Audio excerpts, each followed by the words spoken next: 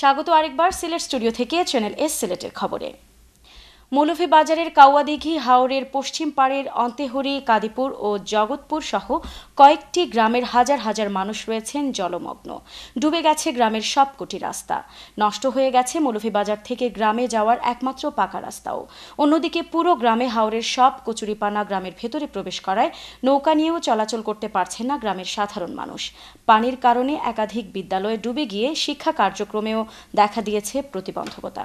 মৌলভীবাজার প্রতিনিধি বিকুল চক্রবর্তী তথ্য ও ছবিতে দেখুন ডেস্ক রিপোর্ট। চলমান বন্যায় মৌলভীবাজারের রাজনগর এবং সদর উপজেলার অন্তেহরি, কাদিপুর ও জগৎপুর সহ একাধিক গ্রামের হাজার হাজার মানুষ পানিবন্দী হয়ে মানবেতর জীবনযাপন করছেন। প্রথম দিকে সমস্ত বড় ফসল হারিয়ে গ্রামের সকল মানুষ যখন দিশেহারা, তখনই নতুন করে বাড়ি ঘরে পানি উঠলে দ্বিতীয়বারের মতো দুর্যোগের মুখে পড়েন এই গ্রামের মানুষ। কিছু মাটির কাজ হয়েছিল, এই মাটির কাজটা এই বন্যার কারণে সম্পূর্ণ ধ্বংস হয়ে গেছে। আমার রাস্তাঘাটটা সব বন্ধ আমি যাইতাম, তো আমার এই খাদিপুর অন্তরী মাইছে এই কোনো খাওয়ান তো হই না। এদিকে জেলা ও উপজেলা সড়কের সাথে একমাত্র যোগাযোগের পাকা সড়কটিও সম্পূর্ণ নষ্ট হয়ে পড়েছে। চলমান বন্যায় কাওয়াদিঘি হাওরের ঢেউয়ে রাস্তার অনেক অংশ ভেঙে গেছে, যার বিশাল একটি অংশ সম্পূর্ণ চলাচলের অযোগ্য হয়ে পড়েছে। রাস্তা বাড়িয়ে জল করে দুয়ারে পাগল করে হাট করা যায় না, আমরা করে দুয়ারে জল। মৌলভীবাজার উপজেলা নির্বাহী কর্মকর্তা মোহাম্মদ ইকবাল হোসেন জানান, শীঘ্রই এই পানিবন্দী মানুষের পাশে তারা দাঁড়াবেন। জেলা প্রশাসকের সাথে আলাপ করে ক্ষতিগ্রস্তদের সহায়তারও প্রতিশ্রুতি দেন তিনি। আমরা জেলা প্রশাসনের সহযোগিতা নিয়ে আমরা চেষ্টা করব যে তাদেরকে ত্রাণ দেওয়া যায় কিনা। আমাদের ঊর্ধ্বতন কর্তৃপক্ষের নিকট আমরা ইতিমধ্যে বিষয়টি অবগত করেছি। এদিকে স্থানীয় এমপি সৈয়দা সায়রা মহসিন জানান, পানিবন্দী মানুষের খবর তিনি নিয়েছেন। কিছু এলাকা তিনি নিজেও পরিদর্শন করেছেন। খুব তাড়াতাড়ি ক্ষতিগ্রস্তদের সহায়তার পাশাপাশি পানি কমে যাওয়ার সাথে সাথেই প্রয়োজনীয় অবকাঠামোগত উন্নয়নে বিশেষ নজর দিবেন বলেও জানান তিনি। এবং কাদিপুরবাসী যে বন্যায় কবলিত হয়েছেন এটা আমার অবগত আছি। আমি বন্যা পরবর্তীতে সময় এই কাজগুলো হবে ইনশাআল্লাহ। এদিকে দক্ষিণ অন্তেহরি সরকারি প্রাথমিক বিদ্যালয়ের শিক্ষক বিশ্বজিৎ চক্রবর্তী জানান, অত্যধিক পানির কারণে তার স্কুলের একটি ভবন সহ একাধিক বিদ্যালয় ডুবে গিয়ে এসব এলাকার শিক্ষা কার্যক্রমেও দেখা দিয়েছে প্রতিবন্ধকতা।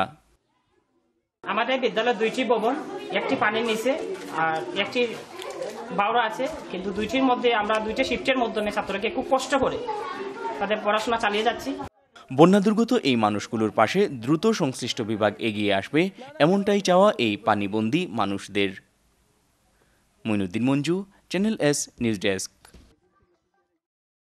সুনামগঞ্জের জগন্নাথপুর উপজেলার সৈয়দপুর সাহারপাড়া ইউনিয়নের আগুনকোনা স্কুলের সামনের রাস্তা থেকে আন্তঃজেলা ডাকাত দলের 12 সদস্যকে বিপুল পরিমাণ অস্ত্রসহ গ্রেফতার করেছে পুলিশ। সোমবার তাদেরকে সুনামগঞ্জ জেল হাজতে পাঠানো হয়েছে।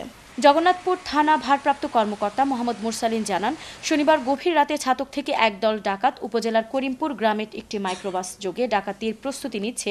এই খবর পেয়ে আগুনকোনা স্কুলের সামনে থেকে ডাকাত দলকে গ্রেফতার করা হয়। এ সময় তাদের নিকট থেকে একটি দেশি কাটার রাইফেল, একটি পাইপ গান, তাজা 3 রাউন্ড গুলি, 5টি রামদা, একটি গ্রিল কাটার মেশিন সহ বিপুল পরিমাণ অস্ত্র উদ্ধার করা হয় এবং তাদের ব্যবহৃত মাইক্রোবাস আটক করা হয়েছে। এই ঘটনায় থানার ডাকাতি ও অস্ত্র আইনে পৃথক 2টি মামলা হয়েছে।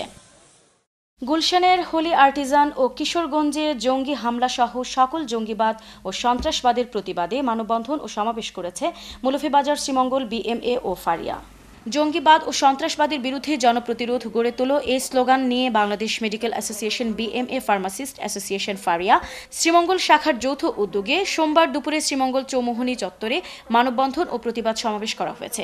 ঘণ্টাব্যাপী মানববন্ধন চলার সময় সমাবেশে বক্তব্য রাখেন বিএমএ শ্রীমঙ্গলের সভাপতি ডক্টর হরিপদ রায়, ফারিয়া সভাপতি দেবব্রত দত্ত হাবুল, ডক্টর জয়নাল আবেদিন টিটু, ডক্টর রুকসানা পারভিন ও সাংবাদিক বিকুল চক্রবর্তী। এ সময় বক্তারা জঙ্গিদের উত্থান ঠেকাতে সমাজের সকল স্তরের মানুষকে ঐক্যবদ্ধ হওয়ার আহ্বান জানান। বিশ্বনাথ সদর ও দৌলতপুর ইউনিয়নকে বাল্যবিবাহ মুক্ত ঘোষণা করা হয়েছে। পৃথক অনুষ্ঠানে জনপ্রতিনিধিদের শপথ বাক্য পাঠের মধ্য দিয়ে এই 2 ইউনিয়নকে বাল্যবিবাহ মুক্ত ঘোষণা করা হয়। বৃহস্পতিবার পৃথক অনুষ্ঠানে প্রধান অতিথি হিসেবে উপস্থিত ছিলেন উপজেলা নির্বাহী কর্মকর্তা মোহাম্মদ মাসহুদুল কবির। পৃথক অনুষ্ঠানে প্রধান অতিথির বক্তব্যে নির্বাহী কর্মকর্তা বলেন, সকলের সম্মিলিত সহযোগিতায় আমাদের এগিয়ে যেতে হবে। বাল্য বিবাহ মুক্ত বিশ্বনাথ গড়ে তুলতে হবে। বিশ্বনাথ সদর ইউনিয়নের চেয়ারম্যান জালাল উদ্দিন ও দৌলতপুর ইউনিয়নের চেয়ারম্যান আব্বাস আলীর সভাপতিত্বে পৃথক অনুষ্ঠানে বিশেষ অতিথির বক্তব্য রাখেন উপজেলা সহকারী কমিশনার আব্দুল হক, বিশ্বনাথ সদর ইউনিয়নের নবনির্বাচিত চেয়ারম্যান সৈফুল হক, দৌলতপুর ইউনিয়নের নবনির্বাচিত চেয়ারম্যান আমির আলী, চাঁদপুর জামে মসজিদের ইমাম মাওলানা গোলাম মোস্তফা। শুরুতে কোরআন তিলাওয়াত করেন হাজী সুনাফর আলী ও স্বাগত বক্তব্য রাখেন ইউপি সদস্য ইরন মিয়া ও আকবর আলী মিলন। বেতন ভাতার দাবিতে জেলা প্রশাসকের কাছে স্মারকলিপি দিয়েছেন হবিগঞ্জের মাধবপুর উপজেলার বৈকুণ্ঠপুর চা বাগানের শ্রমিকরা। রোববার দুপুরে স্মারকলিপি দেওয়ার সময় হবিগঞ্জের নিমতলায় তারা পথসভা করেন। তাদের দাবি পূরণ না হলে ঢাকা সিলেট মহাসড়ক অবরোধের হুমকি দেন তারা। এর আগে চা শ্রমিকরা শহরে বিক্ষোভ মিছিল বের করেন। পথসভায় মোহন রবি দাসের পরিচালনায় বক্তৃতা করেন চা শ্রমিক ইউনিয়নের উপদেষ্টা কাঞ্চন পাত্র ও নৃপেন পাল। এ সময় বক্তারা জানান, গত 4 মাস ধরে ওই বাগানের চা শ্রমিকরা বেতন ভাতা পাচ্ছেন না। এ সময়ের মাঝে অনাহারে অর্থাহারে থেকে নানা রোগে আক্রান্ত হয়ে চিকিৎসার অভাবে তাদের 7 জন শ্রমিক এবং কর্মচারী মারা গেছেন। স্মারকলিপিতে চা শ্রমিকরা উল্লেখ করেন, গত 15 সপ্তাহ ধরে বৈকুণ্ঠপুর চা বাগানের শ্রমিকদের রেশন মজুরি বন্ধ রয়েছে। মাহা ইমজা মিডিয়া কাপ ফুটবল টুর্নামেন্টের গ্রুপ পর্বের নিজেদের শেষ ম্যাচে এসএ ফাইটার্সকে 4-0 গোলে হারিয়ে গ্রুপ চ্যাম্পিয়ন হয়ে সেমিফাইনালে টিম চ্যানেল এস ইউকে।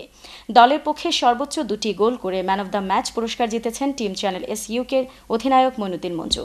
বিস্তারিত হুসেন আহমদ সুজাদের রিপোর্টে, ক্যামেরায় ছিলেন আমিমুল এহসান রাহিন।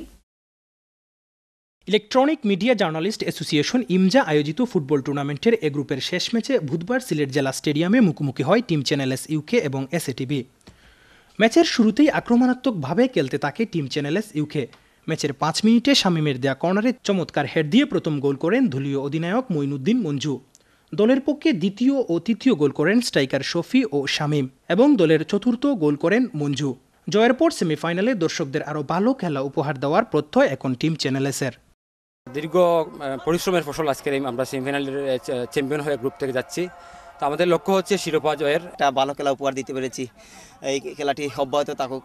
আমরা ফাইনাল খেলতে চাই চ্যানেল এস টিম। আমরা আশা করছি এভাবে খেললে এবং এর চেয়েও ভালো খেলতে হবে আমাদের ফাইনাল পর্যন্ত। ম্যাচে বেশ কয়েকটি আক্রমণ করে এসএটিভি, কিন্তু স্ট্রাইকারদের ব্যর্থতায় গোল পায়নি। তবে ম্যাচে ভালো খেলা উপহার দেওয়ায় খুশি এসএটিভির খেলোয়াড়রা। একদল হারবে আর একদল জিতবে, এটি স্বাভাবিক। আমরা হেরেছি, কিন্তু আমরা যেটা চেয়েছিলাম ভালো খেলা উপহার দিতে আমরা চেষ্টা করেছি। আমরা ভালো খেলার চেষ্টা করেছি, আর এমনিতেই টুর্নামেন্ট সফল হোক, সার্থক হোক। যারা জয় করছে তাদের জন্য শুভকামনা। ম্যাচে সর্বোচ্চ 2টি গোল করায় ম্যান অব দ্য ম্যাচ হন দলীয় অধিনায়ক মইনুদ্দিন মঞ্জু এবং সেমিফাইনালে ভালো খেলতে সকলের দোয়া চাইলেন টিম চ্যানেল এসের দায়িত্বশীলরা। আমরা ভালো খেলে সেমিফাইনাল নিশ্চিত করেছি, আশা করছি সেমিফাইনালও ভালো খেলবো। আর এই জয়টা ছিল আসলে টিম ওয়ার্কের ফসল। আমাদের অপোনেন্ট এসএটিভিও ভালো খেলেছে। আমি আশা করব আগামী যে সেমিফাইনাল রয়েছে সেই সেমিফাইনাল জয়লাভ করে ফাইনালে তারা উন্নীত হবে। যে টিমের সাথেই আমাদের খেলা পড়ুক না কেন, আমরা বিশ্বাস করি আমাদের যে প্লেয়াররা আছেন তারা মাঠে তাদের নিজেদের বেস্ট পারফরমেন্স দেখিয়ে জয়লাভ করবে। মাহা ইমজা মিডিয়া কাপ সেমিফাইনালের প্রথম ম্যাচে টিম চ্যানেল এসের মুখোমুখি হবে বি গ্রুপের রানার্স আপ যমুনা টিভি। আর দ্বিতীয় ম্যাচে বি গ্রুপের চ্যাম্পিয়ন বাংলাদেশ প্রতিদিনের সাথে খেলবে এ গ্রুপের রানার্স আপ দৈনিক সংবাদ। হুসাইন আহমেদ সুজাত, চ্যানেল এস নিউজ, সিলেট। এরই সঙ্গে শেষ করছি আজকের চ্যানেল এস সিলেটের খবর। সিলেট বিভাগের প্রত্যন্ত অঞ্চলের খবর জানতে চোখ রাখুন চ্যানেল এস এর পর্দায়। সবাইকে আবারও ধন্যবাদ এতক্ষণ সঙ্গে থাকার জন্য। আল্লাহ হাফেজ।